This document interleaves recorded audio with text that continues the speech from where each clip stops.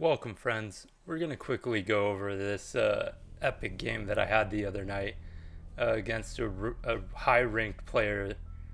I think I'm going to start doing a Postmortem series, analyzing games and seeing what we can learn from them, especially close games where small decisions really matter. All right, so we drew a really good hand here. We have three necromantics, which is great. A little bit overkill, but for this situation, I think we drew the perfect hand. We have Wake the Bones and a Kolobok to play on turn one. So I'm going to go ahead and let it play out as I talk about it. So we're playing against Aggro, and they're on the play, which is really good for them. And I think it's fine for us because we get the free activation. Being on the draw with Reanimator is actually pretty good. And Aggro can tend to be a pretty hard matchup for us. So I think it's good that we see what's going on in this game. Yeah, we just play out the Kolobok turn one, flip, and get the Lantern into the yard. So we force him here to take the trade with the Kolobok.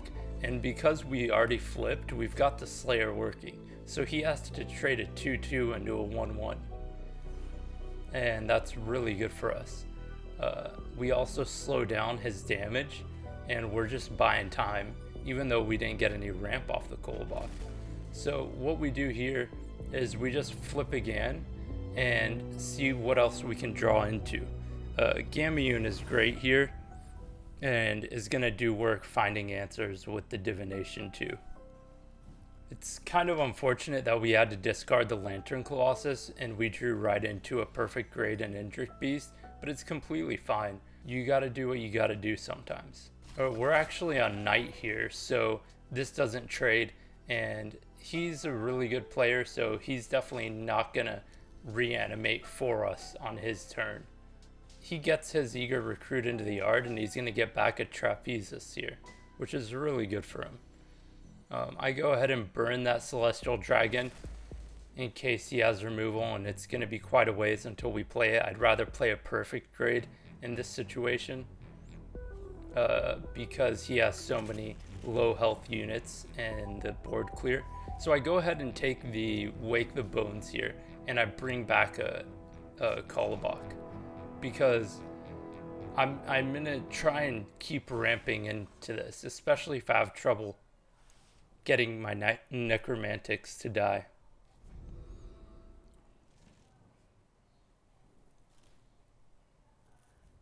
And it'll also slow down him going face.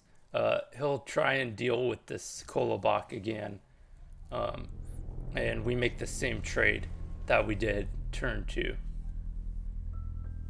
And so he's trying to play around my Hopeless Necromantic, and so we're going to have to play the second one most likely.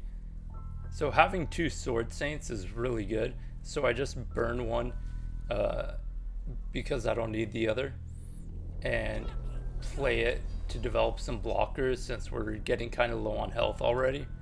And by him avoiding killing our Necromantic and putting anything in the 3 lanes across from it, we're just getting 2 free damage every turn, which is going to have a lot of significance later on, especially since we're using Smite. Like, it's a pretty close game, and all we've been attacking with is a Necromantic and using our power. So this is where things get a little tricky. Having Red Carnival is really good for him. He starts doing a lot of damage to me, and he reanimates. Oh, he actually didn't kill it off. We drew into the 3rd Necromantic that we burned earlier, which is perfect for us. And I've realized that I'm on 5 and we're a little too close to dying, so I need to use that blade on a Necromantic and not a big boy, because I need that 3 life that I'll get from it. And so I play out everything in my hand, and I flip my disc to do another 2 damage.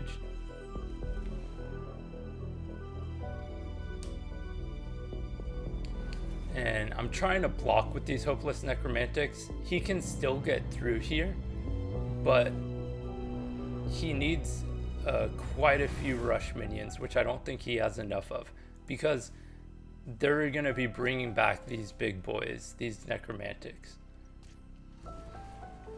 So he tries to trade here and get the big boys to go on this side of the board, right? And I mean, that does work for a bit, and eventually this is the end of the game, because he has no way to clear what all the necromantics summoned. And now I've set up lethal, and he tried to get lethal,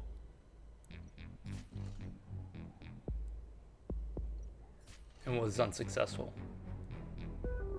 And that is how we beat Aggro.